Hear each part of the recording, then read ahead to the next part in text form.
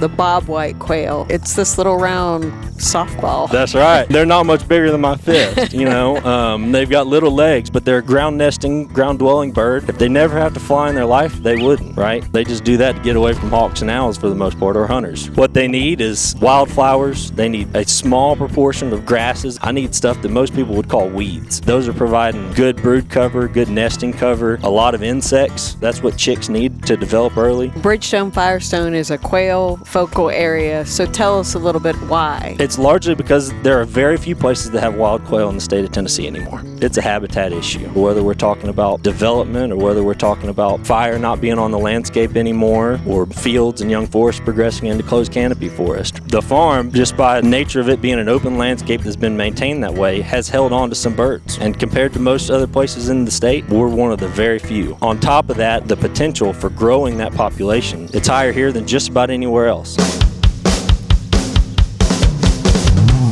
The award-winning Tennessee Wildcast is on the air with the latest on hunting, fishing, boating, wildlife watching, and all things outdoors. Make welcome your host, drummer and outdoor expert novice, Jason Harmon. Hello, everybody, and welcome to this edition of Tennessee Wildcast. Thanks for tuning in. Thanks for watching, for listening. We got a great show for you today. We are on location at Bridgestone Firestone WMA. Miss Mimi Barnes is helping me co-host. Happy to be here. I'm excited to be outdoors and just away from the office for a hot minute here and do a couple shows at this property. And we're going to meet Nathan Wilhite today, so I'm excited to meet him and get to know him a little bit and what he's doing here on the property. So yeah, it is absolutely beautiful. The WMA is stretching out behind us for those of us that see us through video. Yeah, those of you watching, go. Thanks for tuning in. And if you're listening on the radio or on the podcasting app, go check us out on YouTube, Facebook, Instagram. We're out there everywhere, and you can see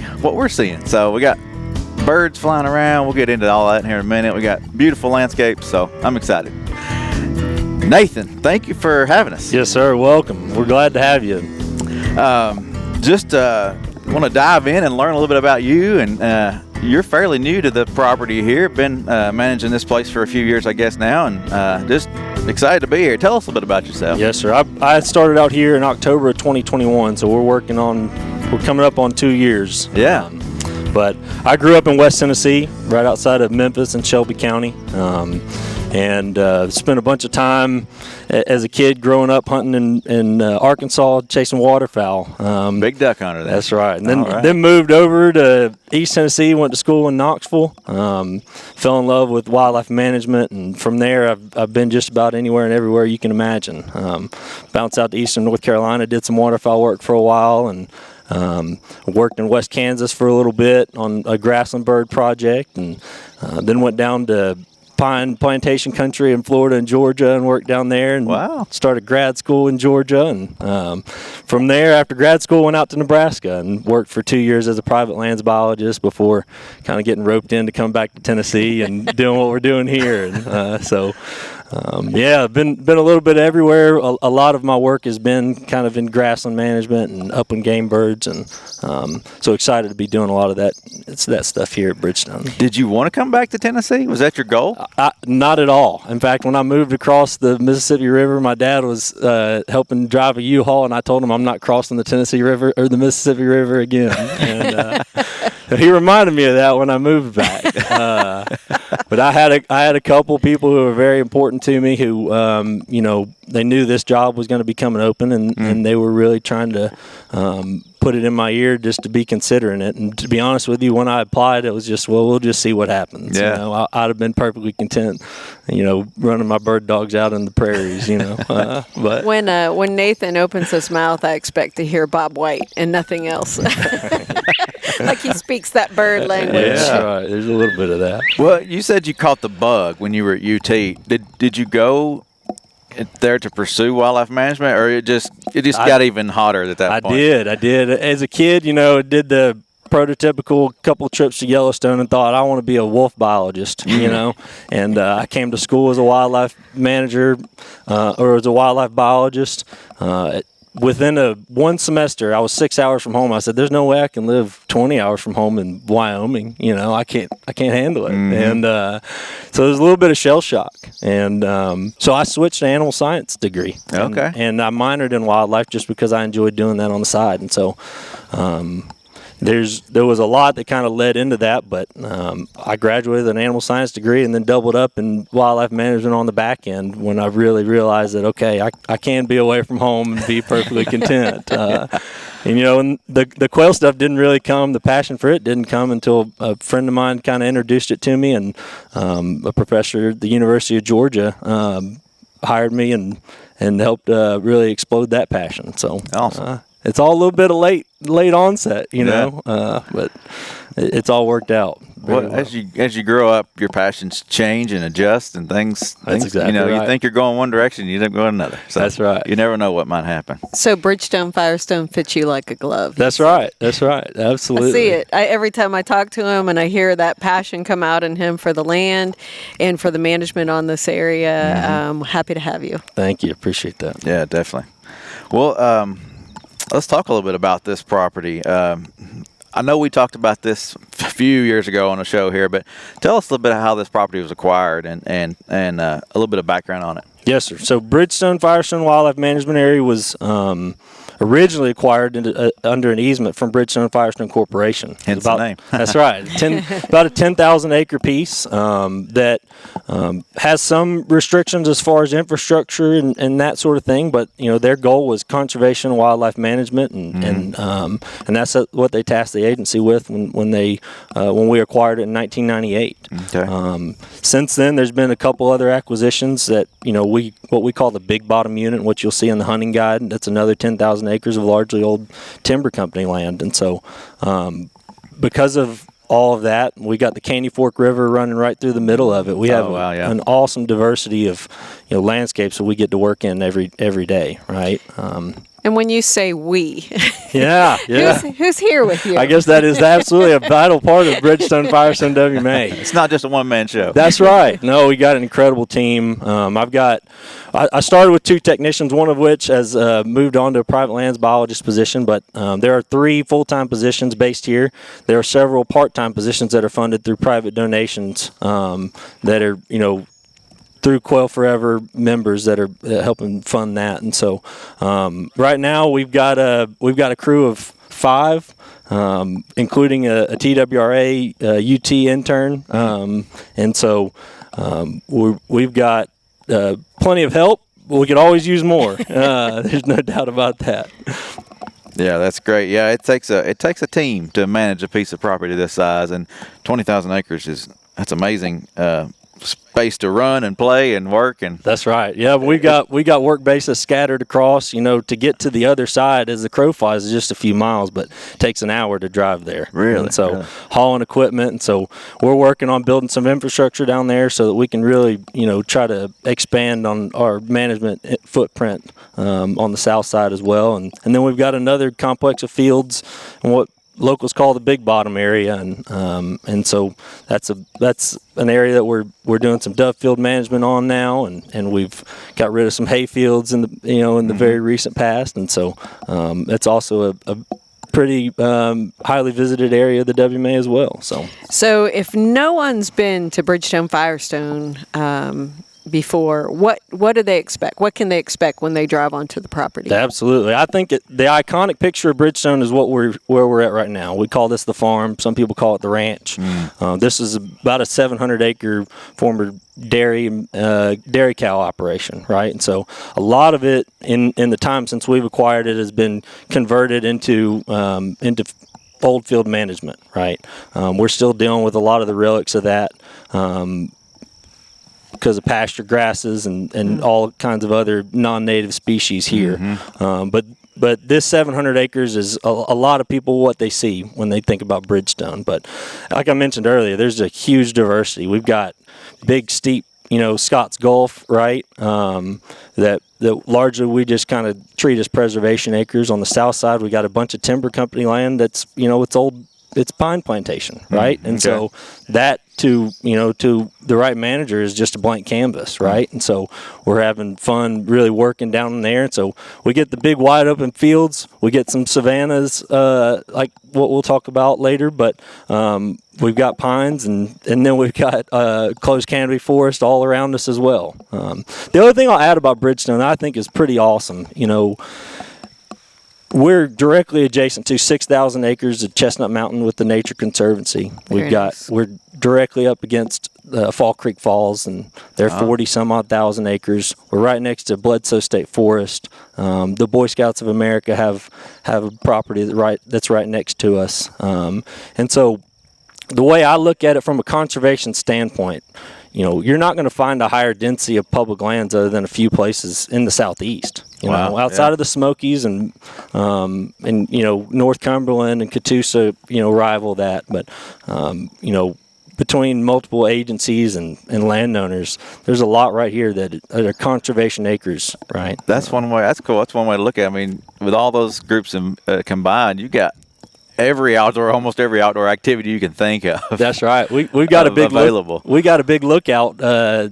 Wells Point, and I had a Tennessee Tech class out here recently, and we ended. We spent all day talking about field management, early successional management, prescribed fire, and but we ended right there at Wells Point, and I said, "Look, everything you see on the horizon, that's conservation acres, right?" And so you get to see the grassland stuff, and that's what we spend our time on because you don't get to see that many other places, but there's plenty of opportunity for all types of wildlife management and wildland conservation right here, what you're looking at. And I think that's a pretty important message to be sending. Yeah, that's awesome. You mentioned the Caney Fork, and I don't know that I realized that it ran, you said, right through the middle of it. It bisects us just about. That's right. If for somebody that's new to the area, what can they expect around that part of the WMA? Yeah, so is there access there? Or? There is. There's a couple trails to get in there. Okay. It's fairly limited, right? On the north side, because of the easement, there is no ATV access and that sort of thing. But the Caney Fork is a special place. It, in the summertime, a lot of times it dries up, right? But in the spring and winter, it's a destination for some daring folks who like to do some whitewater kayaking, right? There are some holes in there that people like to fish in. I won't name any of those, but absolutely, I think that kind of it's one of those places. We're not quite at the headwaters, but we're just about at it, and there's not much around here that is leading right down to the river, at least while you're on TWA property. Wow, that's cool. Yeah, I didn't register. I didn't realize that ran right through the middle. Absolutely. So back up here at the farm, one of the things... The ranch. It just depends who you talk to. Back up here at the ranch. When we're standing here, we are hearing the call of the Bob White. Oh, yeah. And as soon as we pulled up, it was crazy. And we'll cover more than just Bob White in our episode today, but I really kind of want to focus on that bird for a minute. Just tell us about the Bob White quail. Some of our listeners probably don't know that bird. Absolutely. I think, most people could probably just look back at their parents or their grandparents and ask what they know about quail. But it's an iconic species. It's, outside of maybe the ruffed grouse, I'd say it's probably the most iconic species in upland bird. And there's a ton of history with northern bobwhite. They've got a huge historical range because there were conditions across much of the eastern U.S. that were very conducive to historical populations. Ever since the breeding bird survey started being implemented, there have been declines documented, and there's dozens of different factors that lead into that, right? Everybody wants to jump right to predators, but it's a habitat issue, right? It's a landscape change, whether we're talking about development or whether we're talking about fire not being on the landscape anymore, or young forests progressing, fields and young forests progressing into closed canopy forest, right? And so bobwhite are largely they're in a very, very small proportion of their range, and they're a place now that if people really want to enjoy them, they've got to travel a long way too. So that's part of the emphasis of Bridgestone, and that's what I've spent a lot of time in several states working on and studying. So in the places that you are really emphasizing northern bobwhite as your priority, you're going to see a drastic response in that. And so that's what we're trying to do here. So this is a small bird too for That's someone right. that's never seen a Yeah. bobwhite before. It's this little round softball. That's right. Yeah, they're not much bigger than my fist. They've got little legs, but they're a ground nesting, ground dwelling bird. If they never have to fly in their life, they wouldn't. Right? They just do that to get away from hawks and owls for the most part, or hunters. Right? But what they need is largely herbaceous plant communities. Right? So they need wildflowers. They need a small proportion of grasses. I don't need vast grasslands, right? I need stuff that most people would call weeds, right? I need, when they look out in the wintertime, it just looks gray, right?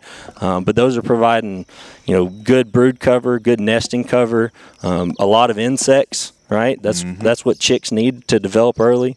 But the key with northern bobwhite is they're a very short-lived species with a high potential for reproduction, right? So you're going to have 20% of them that are going to survive for a year, right? So if you have a 2-year-old Isn't that bird, amazing? they are beating the odds, right? Yeah. But the flip side of that is that if you give them the right conditions, they're built to withstand and rebuild their populations on a pretty quick pace compared to some other species. Wow. Yeah. So Bridgestone Firestone is a quail focus It or is. focal area. So tell us a little bit why. Yeah, that designation's been around for a while, and I think it's largely because there are very few places that have wild quail in the state of Tennessee anymore. Okay, and so the farm, just by nature of it being an open landscape that's been maintained that way, has held on to some birds.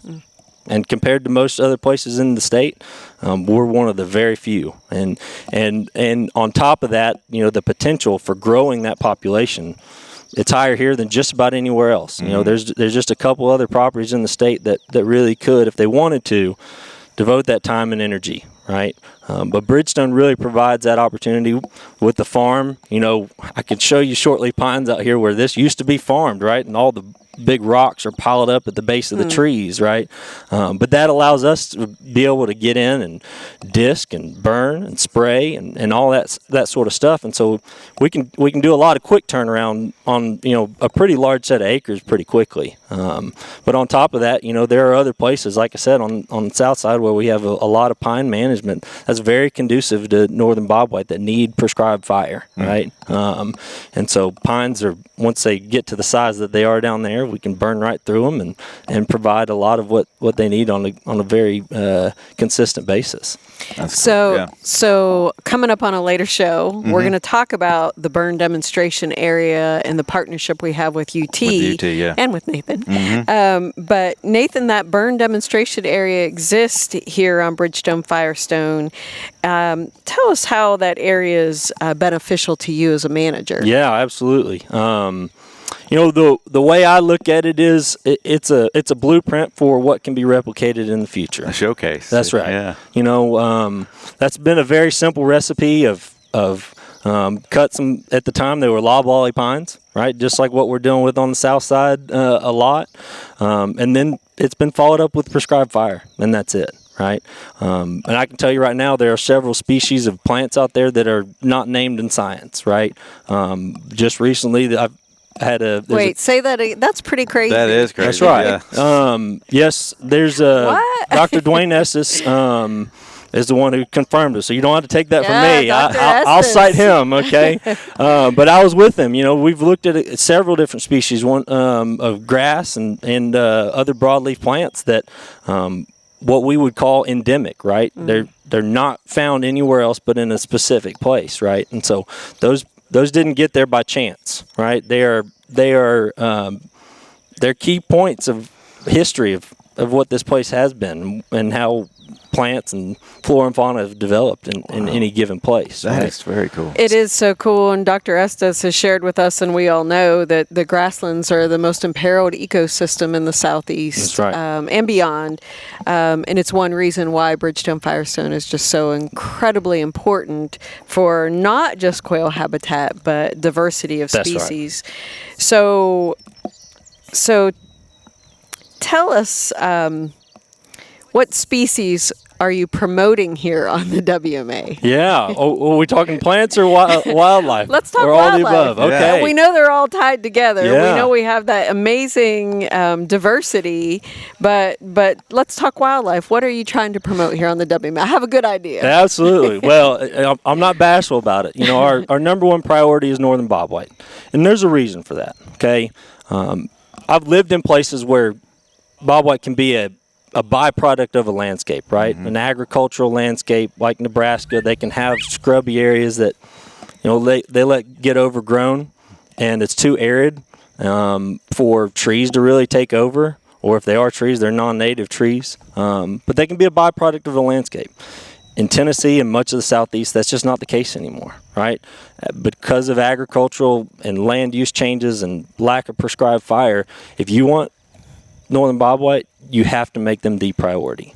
Now, with that being said, what we're doing is benefiting so many things. You know, that I could come up with a very short list of things that are not benefiting from it, right? A lot of people have questions about, you know, rabbits out here, and this place gets hammered by rabbit hunters, right? Where else can you go and find 700 acres to run a beagle at? Right. There's not very many, right?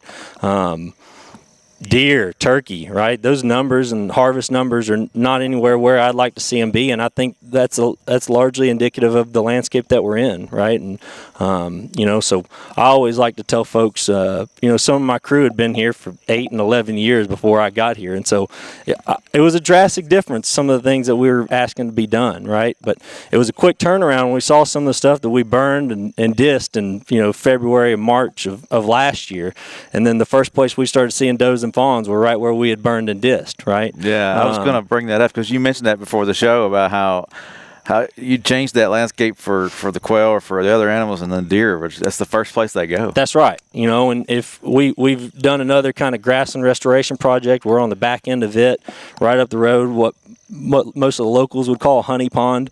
And you can just go through there and see all the browse lines from the deer, right? And I can show you some of these the farm is broken up into smaller management units. That way I'm not just removing huge amounts of cover all at once. Right. But I can show you contrast between the deer use just based on browse and trail lines, right? Where they're just highways mowing through some of our disc ragweed fields. Wow. So we're absolutely going to see a response with the deer.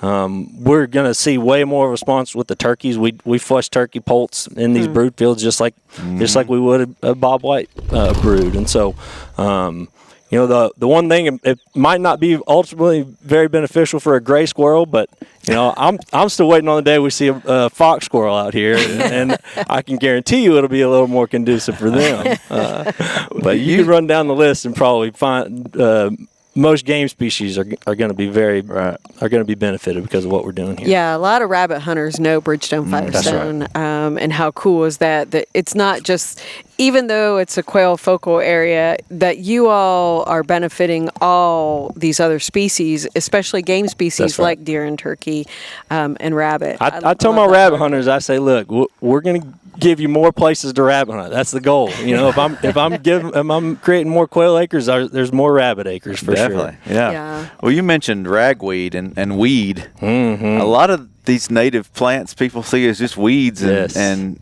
they don't want them, but they are so beneficial. That's exactly right. Yeah, there's got to be that's a long, hard lesson to really kind of indicate, right? I mean, everybody hears ragweed and they immediately think of allergies, right? And you think quail.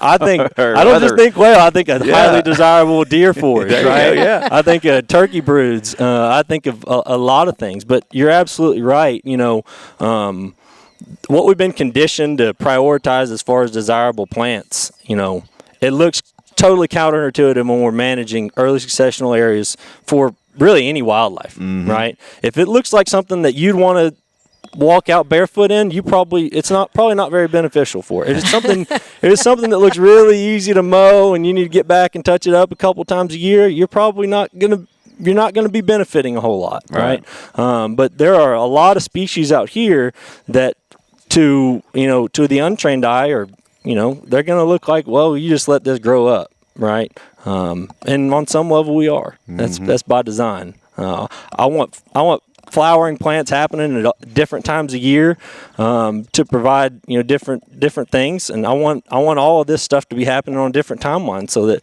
they can be useful resources based on when a nest might be hatching or when a fawn might be hitting the ground. Yeah, one of the things that I like to remind people is, what if all the flowers bloomed at one time? That's right. What if everything was the exact same? Well, we would watch that diversity drastically decline, and that's not the goal of the agency. That's right. And I love that we have these focal areas that we can look at this upland game bird species that has declined across not just Tennessee but the Southeast, and that we have people like Nathan so dedicated and passionate about seeing their persistence on the landscape. So The one thing I'll just kind of add on to that is, we've been working on some signage with I can't even remember the name of it. We're working on some signage that we're going to use to try to really draw some attention more to these open grassland type environments.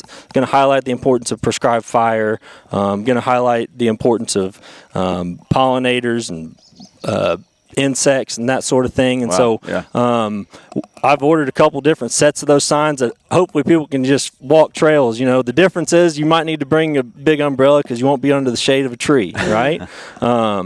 So maybe it changes the timing of your walk or your nature walk, but we're going to do our part to really try to educate folks on the benefits, not just on a podcast, but hey, come walk. Just come see. Come check it out. If you go to Virgin Falls and you decide you don't want to do 8 miles of hiking that day, well, here's an hour-long walk, right? Yeah. And one of the ways that you do manage, you've mentioned it, and we will get into it in a later show, is that prescribed fire. And but you don't just use prescribed fire. I've heard you talk about disking. Talk a little bit about how you're managing those early successional areas or areas that are appropriate for quail. Prescribed fire is the cornerstone, right? It's cheap too, right? It's cheap, it's efficient, but most importantly, it mimics natural disturbance. It's historically what would have done the job that we're trying to do now, right? And because of road systems, because of Smokey the Bear and numerous other factors, right? We've been trained to think that fire is bad, but fire is one of those things that I love, and it's drastically important. In certain places, the quail, a northern bobwhite, is referred to as the firebird, right? If you're not burning, you can't be managing for quail. And we're not talking about the wildfires of what was that 2016 that we all hear about, wildfires that are out of control in a sense. That's right. These are prescribed under specific conditions. You've talked about it many times on the show, I know, Jason, but these are all important in that process of maintaining quail in the landscape. Yeah. So last question. What's your hope for quail on this WMA and elsewhere? Yeah, that's something that I think about probably every day and multiple times a day. I think the future is bright. We've seen a great response, and I've been out here for one growing season. We're working through 2 right now, and there's a lot to show folks, and hopefully folks are hearing the bobwhite whistling in the background. But the hope is very bright, and I think there's a chance here where we stay committed that we're going to have a chance to really try to emphasize and maybe even talk about having hunting in the future, and let folks who talked about their grandparents growing up with setters go get a set of their own. Yeah, and that's be thinking cool. about Yeah. it, so. Well, Thank you. Thanks, absolutely. Nathan. Yeah, thank you so much. I've learned a lot today. One thing I didn't know, I thought a firebird was a Pontiac, but now I know a firebird That's right. is a You're reflecting quail. your age. That's right. So anyway, here comes Smoking the Bandit. No, thank you so much. This has been fun. Thank you. Mimi, thank you for helping set this up and pleasure. sharing the show with us today. This is Tennessee Wildcast. Keep coming back. Find us out there on our podcasting platform. Listen to us on the radio stations. Find us on YouTube, Facebook. We're out there everywhere. Thanks for tuning in, and we'll see you next time. Thanks for tuning in. Stay connected with TWRA by visiting our website at tnwildlife.org and follow us on Facebook, Twitter, and Instagram. Hey, it's all about Tennessee wildlife. It's what we do. Tennessee Wildcast will be on the air again next week. We'll see you then.